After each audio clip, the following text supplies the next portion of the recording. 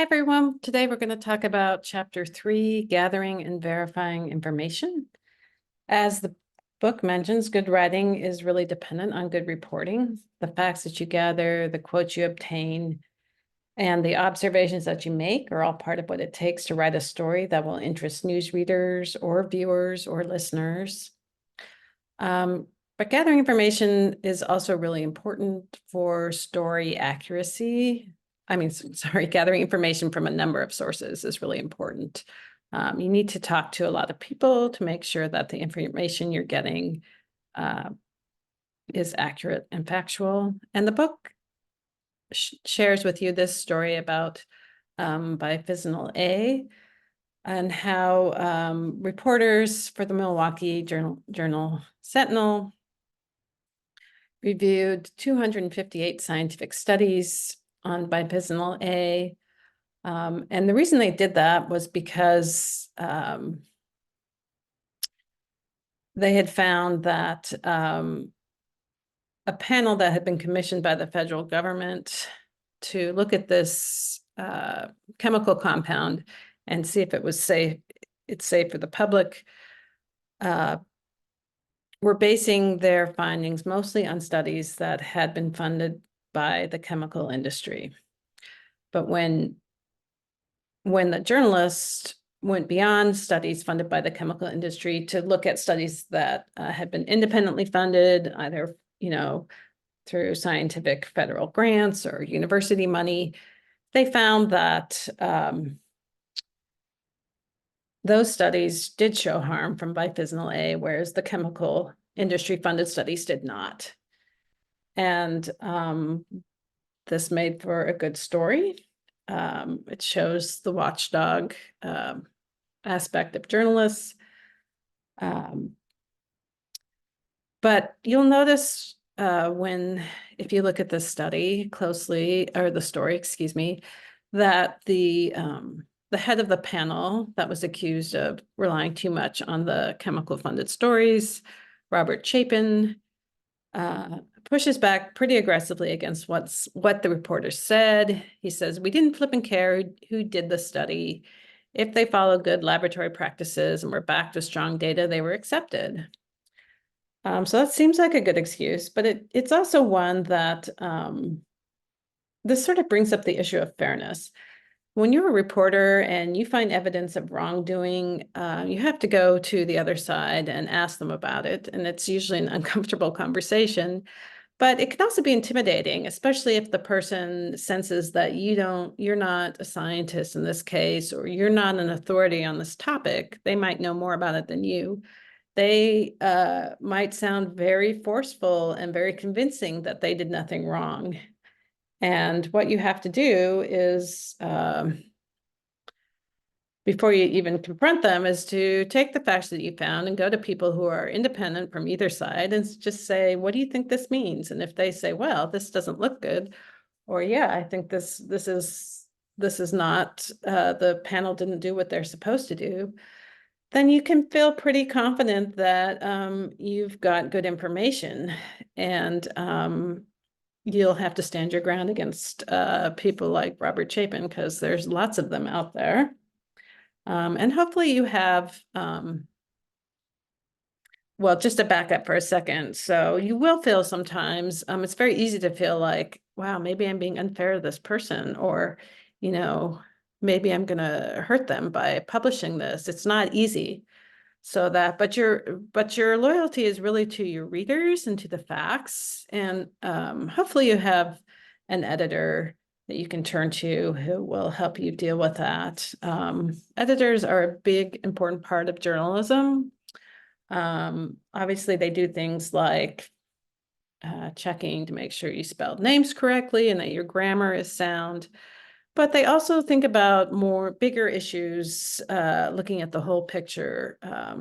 Things like, will readers understand this? Are there any ambiguities? Are there unanswered questions or inconsistencies in the story? All of these things that sometimes the writer or the reporter gets too removed from this because they're so intent on getting the facts and writing the story and meeting their deadline that it can be hard to push it aside and then come back and look at it from that angle. So that's one reason why editors are there for you, or should be. And just to give you an idea, I published a story in January in Scientific American, and it was a pretty sensitive story.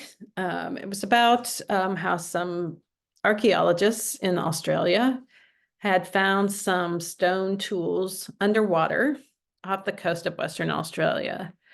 And the reason the tools, which dated back more than 10,000 years, were underwater is because they were on a part of the land that was once dry before the last ice age ended. So before the last ice age ended, the sea level was much lower than it is today. And once the glaciers started to melt, the sea level rose. That rising happened about 10,000 years ago. So some areas in Australia and the US got covered by water. But the indigenous people that lived on that land left behind traces of their existence. And there is a branch of archaeologists called underwater archaeologists who look for tools and other artifacts that have gotten left behind. So this was a story, though, that also, besides looking at that interesting find of tools from 10,000 years ago, the archaeologists were working with a group of Aboriginal Australians who lived near this area. And Aboriginal Australians have these oral histories that go back thousands of years. And those are just stories, very dramatic stories that get passed down generation to generation. And they tell you how to behave and they tell you about your ancestors and all kinds of things. And in this case, there was a 92-year-old man who recognized the place where they found the stone tools underwater, but he recognized it from one of these oral histories in his head. It's a little hard to explain, but if you read the story, you'll get it. So why am I telling you all this? So because this is a story about Aboriginal Australians, we knew it was going to be, my editor and I, we knew this was going to be an interesting story, but also one that was pretty sensitive because so many Indigenous people, especially in Australia and the US, were just treated horribly by colonizers when they came in. They're wary to talk to the press, but also Aboriginal Australians, Native Americans. My editor and I and many journalists today would not want to cause further harm to them. So we wanted to be very sensitive how we referred to things in the story. And I'm just showing you here is a little bit of the top of the story. And this went through a number of edits. Here you can see my editor, Andrea. These are all sort of track changes, things that we brought up, we debated. Should we say Aboriginal? Should we say First Nations? Should we say Indigenous? So a lot of people were just weighing in on this story and the terminology and other things as well. And I show this to you because it's important to know that anytime you read a story in the New York Times or a big publication, know that that story has been looked at by a lot more than just one person, even if they're the ones who have the byline. It takes a lot of collaborative work to bring these stories to life. And here's a slide just showing some of the sources that I used for the story.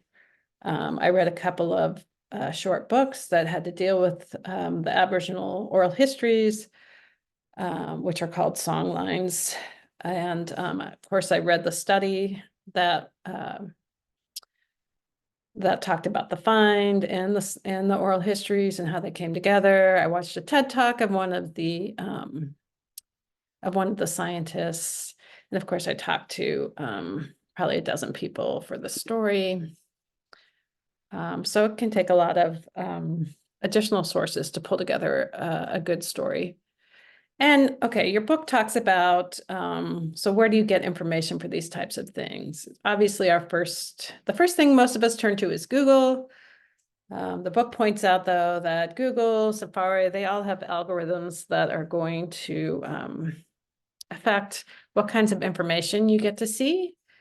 But there is search engine called DuckDuckGo that does not use algorithms to filter information. So that's kind of helpful to know. The book talks about Wikipedia, how this can be a good source. However, because anyone can go in and change your Wikipedia entry, you need to verify any information in there with another source. News websites, the major news organizations, CNN, Wall Street Journal, New York Times, you can get information from these sites, but do remember that they might have a bit of a partisan lean one way or the other. And also journalists make mistakes, so you should probably verify anything you take from any of these sources with a different source. And the book then talks about how your own news organization's archives are a good source for getting some basic information. And we will do this when we go to the Illini women's basketball game, when we go to the Champaign City Council meeting and things like that. We'll do some preliminary reporting where we look up information so that when we go to the actual live event, we have this background in our heads and we have it stored away in our in a file to make our actual live reporting go more smoothly. Okay. And then the book talks about databases, and there are commercial databases such as LexisNexis, Factiva. I think you can use some of those on the library site. A couple things to remember is that you have to obey copyright laws. Not every article that appeared in the newspaper, if you're trying to go through like newspaper archives, can be found in a database. Just because, again, something is published by a journalist doesn't mean it's accurate. Journalists make mistakes. The reporter themselves might not be very credible. Maybe they just got thrown on the story at the last minute and they didn't do a very good job, but it still got published. So those are some things to keep in mind. The book also talks about if you're getting information off a website, you need to verify it. There are some highly credible government websites like the US Census Bureau, or the Environmental Protection Agency, places like that. You do need to attribute any of that information to that website so that your reader can go back and verify it if they want to. And they also talk about checking on the website's address to get clues as to the nature of the organization, government, education versus a commercial site. And then government databases. So you are going to get a chance to, you're going to get a chance to learn a lot about government databases when you go to the library for the workshop. But something to know about government databases is that, they're not always the easiest thing to use, but once you understand them and can pull information off of them, you can get some really interesting stories. And the book talks about this particular one. Penny Loeb wrote when she worked for New York's Newsday. She analyzed tax and property records and for the city of New York, and she found that the city actually owed millions of dollars to taxpayers. And no one would have known that without her doing this analysis. Sorry, I'm just going to pop down here. So ProPublica is a news organization that does a lot of journalism like that. They pull information, lots of information, data from government websites, and using some code and using Excel, they analyze the information and they can uncover stories that way. And I encourage you, if you're interested in this, to think about taking a data journalism class while you're a student here. This is just an example of one story. They were able to pull up jail dockets, which are just probably like an intake form at the jails. And they looked at some in different Mississippi counties, and they were looking for ones where people were incarcerated, not for committing a crime, but because maybe they had some mental health problems and their family didn't know what to do. These are called civil commitments. And they found that just between a few years, there were 2,000 incidences of people being jailed for that. So that's a lot. And jail is probably not the appropriate place for these people. So it says something about, government funding and mental health treatment availability. Okay, so I just want to, go back to this final slide to talk to you about a few other things that the book mentions, even a college or university site. Not every web page is necessarily going to have accurate information. So again, take those with a grain of salt and verify. You always want to verify if it's a commercial or not for-profit organization, because every bit of information on these is going to be slanted toward their point of view. It's not going to be neutral.